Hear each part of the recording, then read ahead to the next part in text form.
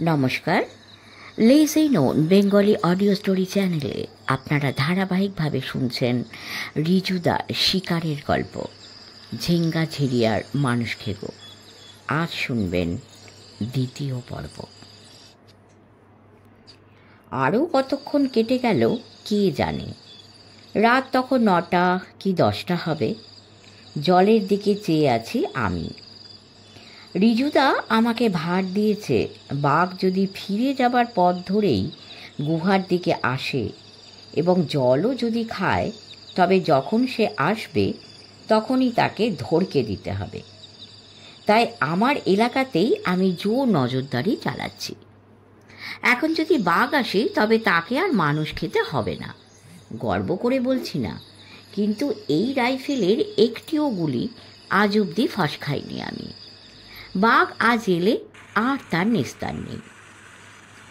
একই দিকে ঘন্টার পর ঘন্টা উদ্গ্রীব, উৎকর্ণ, উন্মুখ হয়ে চেয়ে থাকতে থাকতে এক ধরনের ক্লান্তি আসে শিকারীর অজান্তেই। জানি না ঘুমিয়ে পড়েছিলাম কি না। একটা কোটরা হরিণ জল খেতে এসেছিল যে কখন খেয়ালই করিনি, কারণ চোখের পাতা নিশ্চয়ই জুড়ে গেছিল। হঠাৎই তার হিস্টেরিয়া রোগীর মতো চিৎকার করে ডাকতে ডাকতে টিলার উল্টো দিকে দৌড়ে যাওয়াতে চমক ভাগল আমার। চমকে উঠে টিলার দিকে চেয়ে দেখি আলগা পাথর একের পর এক থরে থরে সাজিয়ে রাখা কালো ভুতুড়ে টিলাটার আকৃতিতে কিছু পরিবর্তন ঘটেছে। কি পরিবর্তন? ভালো করে নজর করে দেখি টিলার কাছিম পেঠা মাথাটির আকৃতি যেন আগের মতো নেই। কি ঘটল? নিজেকে প্রশ্ন করার সঙ্গে সঙ্গেই উত্তরও পেলাম এবং পেয়েই রাইফেল তুললাম সেই দিকে। বাঘটা পেছন দিক থেকে টিলার মাথাতে উঠে এসেছে নিঃশব্দে। উঠে টিলার মাথা থেকে রিজুদা যে গামহার গাছটিতে বসে আছে তাতে নামার মতলব করছে। অত দূর থেকে গুলি করলে গুলি হয়তো লাগতো, কিন্তু গুলি করতে হলে রাইফেলটাকে তুলে ধরে গুলি করতে হবে, কারণ টিলাটার উচ্চতা আমার মাথা থেকে অনেকখানি, এবং তা করতে গেলে আমার রাইফেলের গুলি চিরাঞ্জি দানা গাছের কোনো ডালপালাতে লেগে প্রসারিত হয়ে যাবার খুবই সম্ভাবনা ছিল। কিন্তু মুহূর্তের মধ্যে কিছু একটা না করতে পারলে ঝিঙ্গা ঝিরিয়ার মানুষকে রিজুদাকে আচমকা ধরে ফেলে তার মাথাটা চিবিয়ে দেবে। বাঘ মারার চেয়েও রিজুদাকে বাঁচানো আমার থেকে অনেক বেশি জরুরি বলেই আমি চেঁচিয়ে উঠলাম, রিজুদা, বাঘ তোমার মাথার উপর বসে।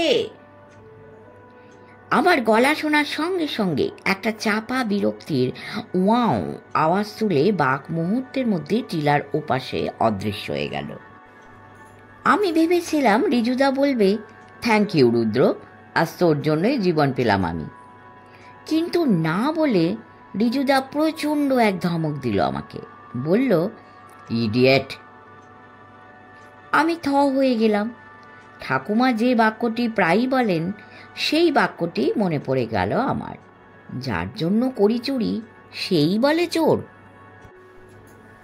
সকালে মারা বাংলোতে ডিমের ভুজিয়া, দেশি ঘিয়ে ভাজা পরোটা আর লেবুর আচার দিয়ে যখন আমরা ব্রেকফাস্ট সারছি, তখন গাহি থেকে সুরাবলী সিং রেঞ্জার তার জিপ নিয়ে এসে হাজির। বললেন যে নর্দার্ন কোলফিল্ডসের চেয়ারম্যান ও ম্যানেজিং ডিরেক্টর এস.কে. সেন সাহেব আর ফিনান্স ডিরেক্টর এ.কে. দাস সাহেব আপনার খোঁজখবর করতে এসে পৌঁছবেন একটু পরেই। কোনো অসুবিধা হচ্ছে কিনা জানতে সঙ্গে বিশ্বজিৎ বাগচিকেও নিয়ে আসবেন, সুপারিনটেন্ডিং মেকানিক্যাল ইঞ্জিনিয়ার। তিনি নাকি রিজুদা কাহিনীর খুব ভক্ত এবং নিজেও কবি। আমি আর রিজুদা সারা রাত যার যার গাছে বসেছিলাম চুপচাপ। পূবে আলো ফুটতেই মাচা থেকে আমরা দুজনেই নামলাম। থরি, রিজুদা তো মাচাতে বসেনি, গামার গাছের ডালেই বসেছিল।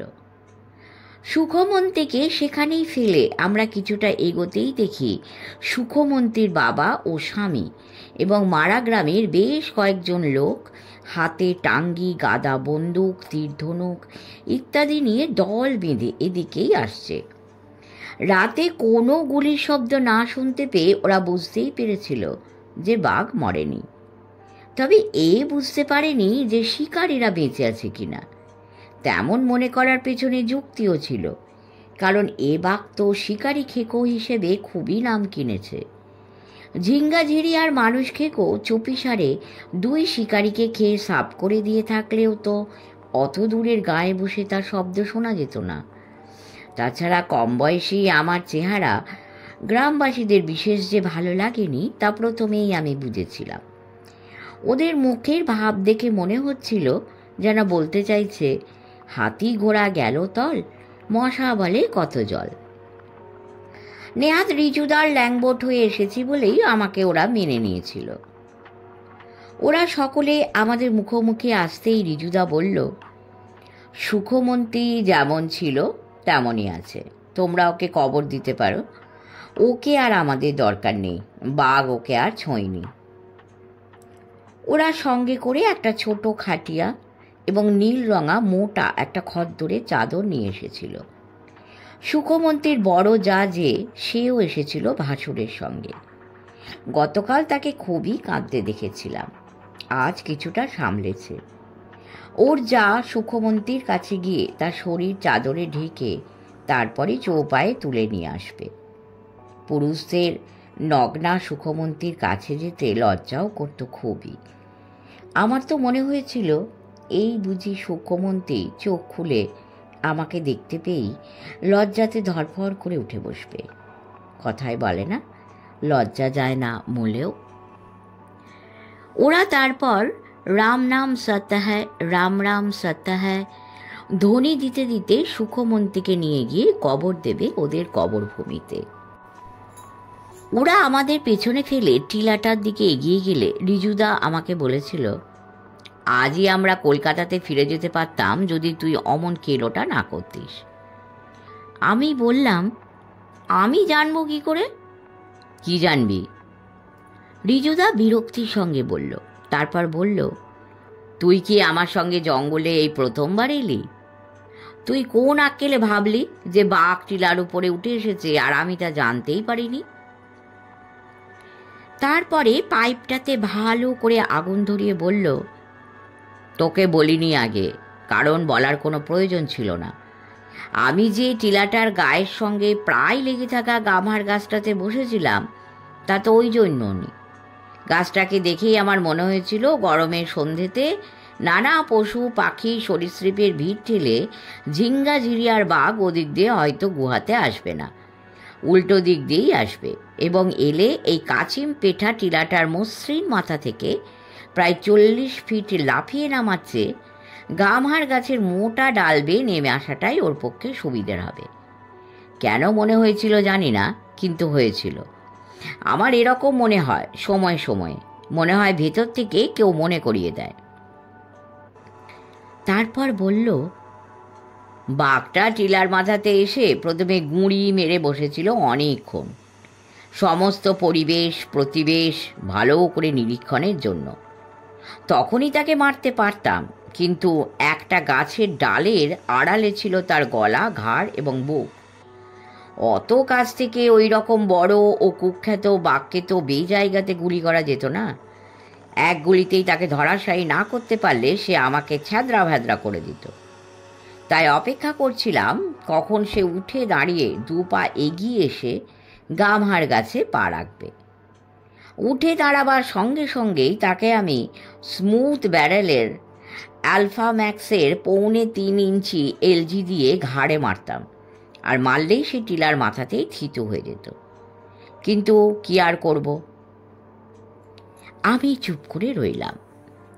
রিজুদা বলল, এই জন্যই বলে ম্যান প্রপোজেস আর গড ডিসপোজেস। বাঘটা যেই উঠে দাঁড়াতে যাবে আমি গুলি করব, ঠিক সেই সময়ে তোর আর্তনাদ। নিমেষের মধ্যে সে এক ডিগবাজিতে ভগলবা।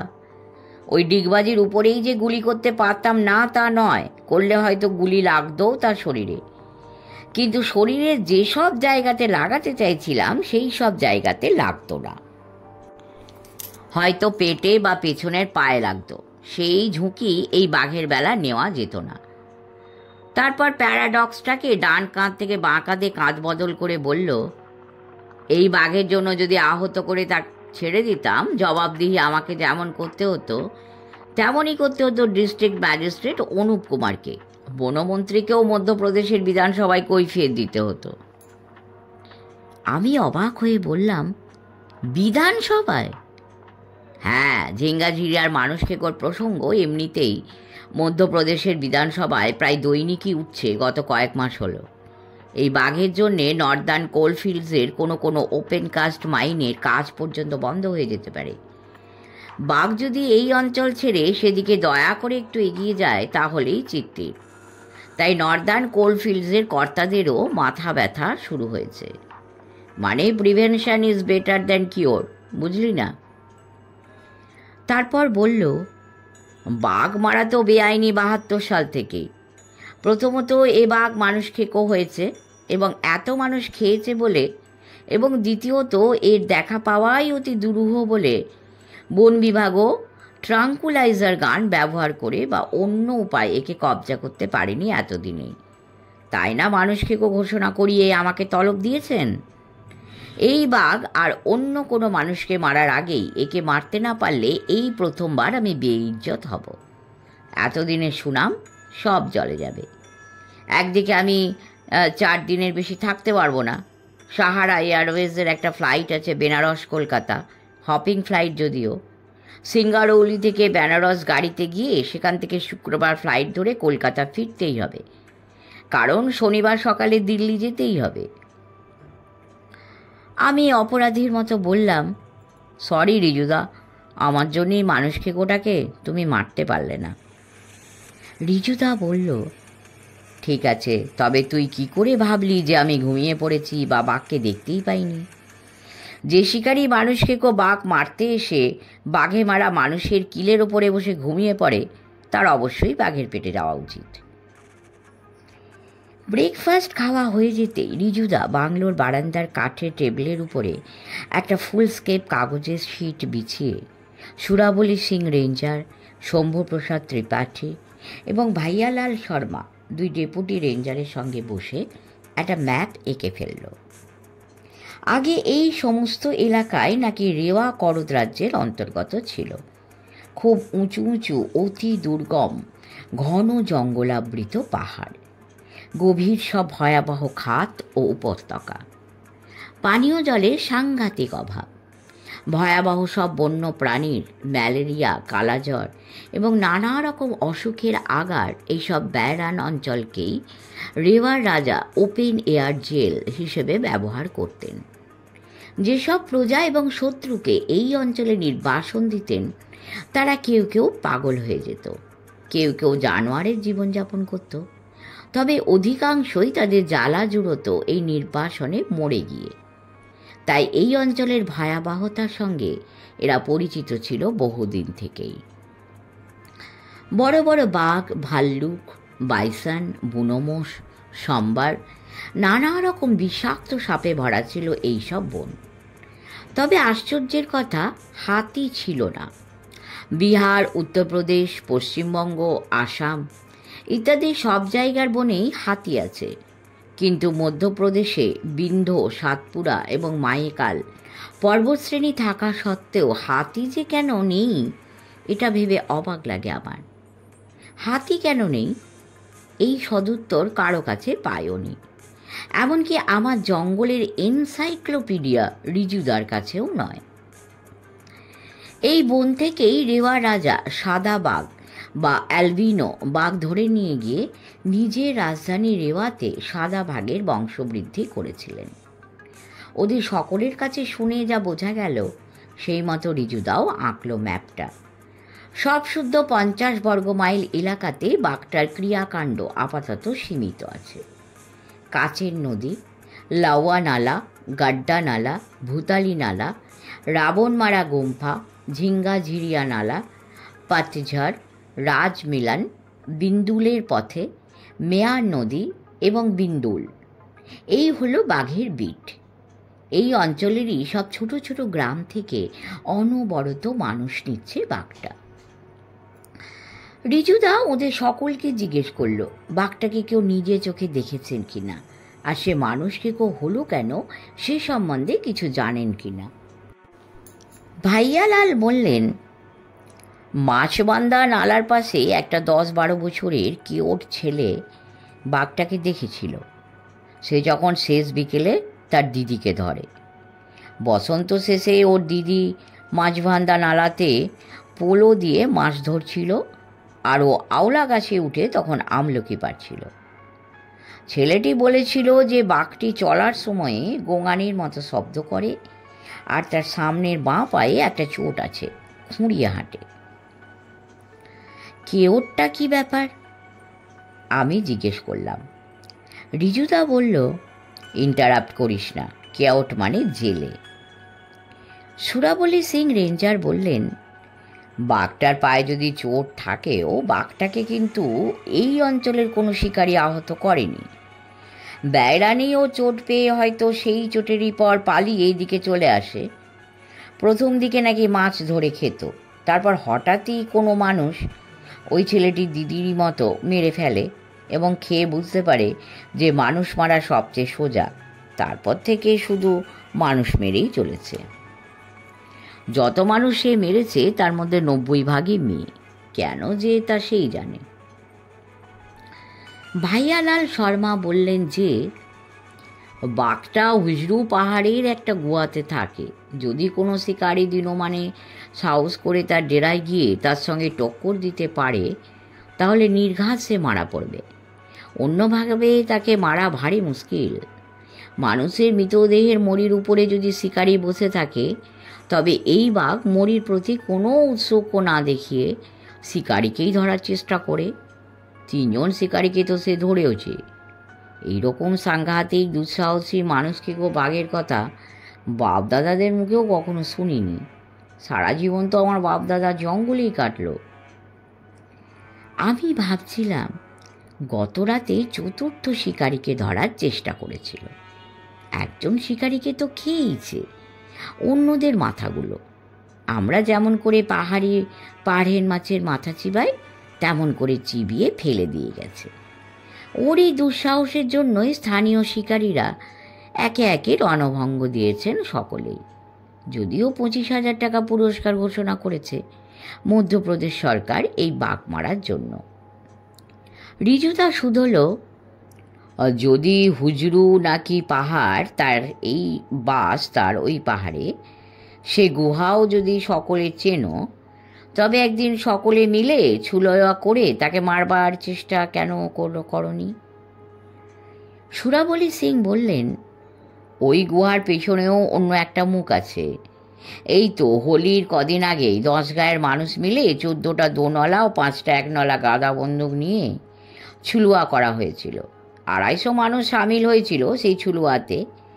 ঝিঙ্গা ঝিরিয়ার বাঘ পেছনের পথ দিয়ে বেরিয়ে একজন ছুলুয়াওয়ালাকে 1 থাপ্পড় মেরে তাকে বিড়াল যেমন মাছে মুখে করে চলে যায় তেমনই করে নিয়ে উপত্যকাতে নেমে গেছিল। অতজন শিকারি ও মানুষের চোখের সামনে। শিকারীরা গুলি করতে পারেনি, পাছে লোকটারই গায়ে লাগে। সে তো হাত পা ছুটছে তখনও। গুহাটার পেছনেও যে একটা মুখ ছিল তা তারা জানত না, তাই পেছন দিকে কোনো শিকারি ছিল না। তবু শিকারীরা বাঘের পেছন পেছন কিছুটা দৌড়ে গেছিল, কিন্তু বাঘ ভোজবাজির মতো অদৃশ্য হয়ে গেল। হুজরু পাহাড়ের ওই গুহাটা একটা ভুলাইয়া। আমরা সবাই চুপ করে রইলাম।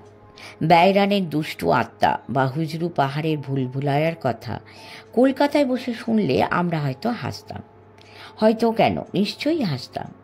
কিন্তু ঝিঙ্গা ঝিরিয়ার মানুষকে কীর্তিকলাপ শুনে এবং এই মারা বাংলোতে বসে অবিশ্বাস করতে খুবই মনের জোর লাগে। কবে এই ঘটনা ঘটেছিল?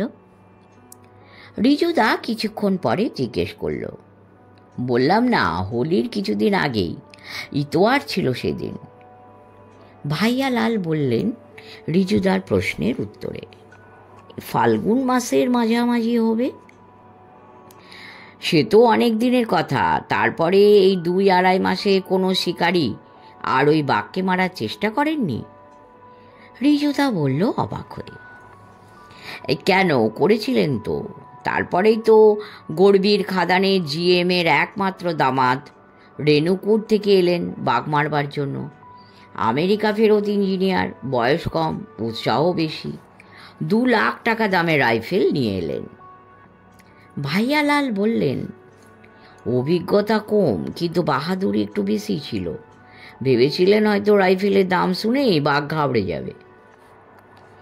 বাঘ একটি খারসোয়ার ছেলেকে ধরে রাবণ মারা গোম্পার পেছনে জঙ্গলে নিয়ে গিয়ে কিছুটা খেয়ে ঝোপের মধ্যে লুকিয়ে রেখে গেছিল। সেই জিএমের দামাদ সাহেব গুম্বার পেছনে মরির কাছে একটা পাথরের স্তূপের ওপরে বসেছিলেন। পেছনেই একটা শিমুল গাছ ছিল, তাই ভেবেছিলেন যে তার পিছন দিকটা সুরক্ষিত আছে। সেই দামাদকেও তো বাঘ বিকেলই ধরে খেয়ে ফেলল। বিকেলে নাস্তা বানালো তাকে। 2 লাখি রাইফেল ধুলোতে গড়াগড়ি গেল। আমি অবাক হয়ে বললাম, সে কি, শিমুলের খোদেলের মধ্যে ঢুকে বসা সত্ত্বেও বাঘ তাকে ধরল কি করে? ভাইয়ালাল বললেন, পিছন দিয়ে তো আসেনি বাঘ। দামাদ সাহেব ভাবতেও পারেননি যে বাঘ দিনমানে এসে হাজির হবে। তিনি রাইফেল শুটিংয়ে চ্যাম্পিয়ন ছিলেন, অনেক মেডেল টেডেলও ছিল, কিন্তু টার্গেটে রাইফেল শুটিং আর মানুষকে বাঘ মারা যে এক জিনিস নয় তা সম্ভবত তিনি জানতেন না। শিকারে যা দরকার হয় তা নার্ভ, সাহস। টার্গেট শুটার তা কোথায় পাবেন? তিনি রাইফেলটাকে পাথরের উপরে ডান হাতের কাছে শুয়ে রেখে একটা সিগারেট ধরিয়ে মরির দিকে চেয়ে বসেছিলেন। ভেবেছিলেন অন্ধকার হলেই রেডি হয়ে বসবেন। কিন্তু বাঘ 3 লাফে সেই পাথরের স্তূপের বাঁ দিক দিয়ে উঠে তাকে ক্যাঁক করে ধরে গভীর জঙ্গলে নিয়ে গিয়ে কোট পাদন খুলে নাঙ্গা করে মজাসে খেলো। শব্দটা করতে পারল না। জিএম সাহেব কা আমেরিকা ফেরত বহুত পরে লিখে দামাদ। ভাইয়ালাল আবার বললেন, অকালে নানা রকম হয় বোস সাহেব। বই পড়ে যা শেখা যায় তা তো বনে জঙ্গলে কাজে লাগে না। সেসব জিনিসই শিখতে হয়। না হলে এত লোক থাকতে আপনাকে কলকাতা থেকে নিয়ে এলেন কেন এরা? দামাদ মানে কি? আমি বললাম। রিজুদা বলল, ওই তো ভটকাইটা এখানে থাকলে তোকে সঙ্গে সঙ্গে মানে বলে দিত। তুই বুঝি হিন্দি সিরিয়াল টিরিয়াল দেখিস না? দামাদ মানে যে জামাই, আর জিজাজি মানে জামাইবাবু, তাও জানিস না? জানতাম, কিন্তু ভুলে গেছিলাম, আমি বললাম লজ্জিত হয়ে। শম্ভুলাল প্রসাদ বললেন, রুদ্রবাবু জঙ্গলের দিকে অনেক হিসাব কিতাব তো জানেন, দামাদ আর জিজাজির মানে না হয় নাই জানলেন। তারপরেও একজন শিকারী উত্তরপ্রদেশের মির্জাপুর থেকে এসেছিলেন, আরেকজন এসেছিলেন মুঘল সরাইয়ের কাছে রবার্টসগঞ্জ থেকে। প্রথমজনকে জিঙ্গাজিরিয়ার মানুষকে ধরেছিল মাচায় ওঠার সময়ই, বিকেলবেলা। অন্যজনকে ধরেছিল সকালবেলা। রোদ উঠে যাবার পরে শিকারী যখন মাচা থেকে মাটিতে নামছিল তখন। পর 3 জন বড় বড় শিকারীকে এরকম বেপরোয়াভাবে মারার পরে স্থানীয় শিকারীদের আর কেউই তাকে ঘাঁটাবার সাহস পায়নি। ফলে বাঘ এই এলাকাতে কারফিউ আইন জারি করে দিয়েছে। সন্ধ্যের পরে তো কেউ বাড়ি থেকে বেরোই না। দিনমানেও একা বেরোতে খুবই ভয় পায়, দল বেঁধে ছাড়া বেরোয় না। ভাইয়া বললেন, এত দামি দামি বন্দুক রাইফেল হাতে শিকারীদেরই যে বাঘ খেয়ে যেতে পারে দিনের বেলাতেই, তার সঙ্গে গাদা বন্দুক হাতে টকরাবার হিম্মত দেশি দেহাতি শিকারীদের হবে কি করে? সুরাবলি সিং বললেন, এই দেখুন না, আজকে হাটবার, মারাতে বরাবরই মস্ত হাট বসত। এই তো ফরেস্ট অফিসের লাগোয়া ময়দানেই বসে সেই হাট। হাট জমতো বিকেল 2টোর পরে আর চলতো সূর্যাস্ত পর্যন্ত। তারপর হাঁড়িয়া টাড়িয়া খেয়ে সবাই মস্ত হয়ে গান গাইতে গাইতে বাড়ি যেতে যেতে রাতে দুপোহর করত। কত হাসি গান তামসা! কি অন্ধকার রাত, কি উজালা রাত! কোনো তফাতই ছিল না। কত দূর দূর গ্রাম থেকে সবজি, মুরগা, আন্ডা, বকরি, শুয়োর, জামা কাপড়, রূপোর গয়না, কাঁচের চুড়ি, চুল বাঁধা রিবন, মাথায় মাথার সুগন্ধি, তেল, চাল ডাল, নানা রকম নোনতা মিষ্টি খাবারের দোকান বসত সার। আর এখন? আমি জিজ্ঞেস করলাম। এখন বেলা 12টা থেকে 4টে, এর মধ্যে বেচাকেনা সেরে সূর্য ডোবার অনেক আগেই মস্ত মস্ত দলে ভাগ হয়ে মেয়ে মনুদেরা যে যার গ্রামে চলে যায়। পথে ভয়ে কাঁটা হয়ে থাকে, তবু তো দলে থেকেও নিস্তার নেই। ইচ্ছে হলে সে দলের মধ্যে থেকেও কারোকে উঠিয়ে নিয়ে যায়। ওদের হাতে টাঙ্গিও কি থাকে না? রিজুদা বলল। থাকে, সবই থাকে, কিন্তু ঝিঙ্গাঝিরার মানুষকে সামনে এসে দাঁড়ালে সকলের প্যারালিসিস হয়ে যায়। এখানের মানুষদের ধারণা ওটা আসলে বাঘ নয়, বেয়রানের কোনো খারাপ মানুষের দুষ্ট আত্মা। রেওয়ার রাজার বিরুদ্ধে তো প্রতিশোধ নিতে পারে না, তাই তার একসময়ের প্রজাদের উপরের প্রতিশোধ নিয়ে গায়ে ঝাল মেটায়। মেয়েদের উপরে বাঘটার জাত ক্রোধ আছে, নইলে বেছে বেছে মেয়েদেরই বা ধরে কেন? ভাইয়ালাল বললেন, এই দেখুন না, আর কিছুদিন পরেই বর্ষা নামবে। বাইগা ও গোন্দের সকলেরই হোলি একটা বড় উৎসব। আমি জিজ্ঞেস করলাম, হোলি? ও হোলি তো চলে গেছে, হোলি নয়, এটা হরিয়ালি। সুরাবলি সিং বললেন, সাহাব, হোলি বা হরি তো বসন্ত উৎসব, হরিয়ালি হচ্ছে চাষবাসের উৎসব। আমাদের ক্ষেত জমিতে বছরে একবার হাল দিয়ে আমরা যখন বর্ষা এলে বীজ বনি, তখন হরিয়ালি করি আমরা। হরিয়ালি তাড়াহুড়োতে অনেক সময় হোলিও হয়ে যায়। রিজুদা বলল, শ্রীনিকেতনে হলকর্ষণ উৎসব দেখিসনি তুই? সেই রকমই আর কি। ও বুঝেছি, বিজ্ঞের মতো বললাম আমি। রিজুদা বলল, হরিয়ালি সম্বন্ধে কি বলছিলেন? বলছিলাম, এবছর হরিয়ালিও হবে না, চাষবাসও হবে না, মানুষগুলো সব না খেয়ে মরবে। এমনিতেই তো আধপেটা খেয়ে থাকে। গভর্নমেন্টের কয়লা খাদান সিঙ্গারউলি হয়েছিল, এবং সেখানকার সাহেবরা খুব দয়ালু বলেই অনেক মেয়ে মরদ সেখানে কাজ পেয়ে বেঁচে গেছে। কিন্তু প্রত্যেক গ্রামীণ মানুষেরই একটা নিজস্ব সংস্কৃতি আছে। ধর্ম, কর্ম, নাচ, গান, খেতি, জমিন, গ্রামীণ আনন্দ, উৎসব, রামায়ণ, মহাভারত নিয়ে এই স্বল্পে সুখী জীবনে যারা অভ্যস্ত যুগের পর যুগ, তাদের পক্ষে কয়লা খাদানের কুলি কামিন হয়ে, কয়লা মাখা ভূত পেতিন হয়ে বেঁচে থাকতে কি ভালো লাগে সাহেব? বেশি টাকা রোজগার অবশ্যই করে, কিন্তু নিজেদের শিকড় উপড়ে গেলে বুকের মধ্যেটা হু করে কি না? এই একসালা বাঘ এতগুলো গ্রামের মানুষজনের জীবনযাত্রায় উলটপালট করে দিল কিছুদিনের মধ্যে। আপনারা যদি একে মেরে দিয়ে যান সাহেব, তবে এই পুরো তল্লাটের মরদ আওরত আপনাদের গোলাম হয়ে থাকবে চিরদিন। এই বাঘকে মারার সব তরিকায় এ পর্যন্ত ফেল করেছে, কেউই তো পারল না। এখন আপনারাই যদি পারেন। শেষ হলো দ্বিতীয় পর্ব। দেখা যাক তৃতীয় পর্বে কী ঘটে।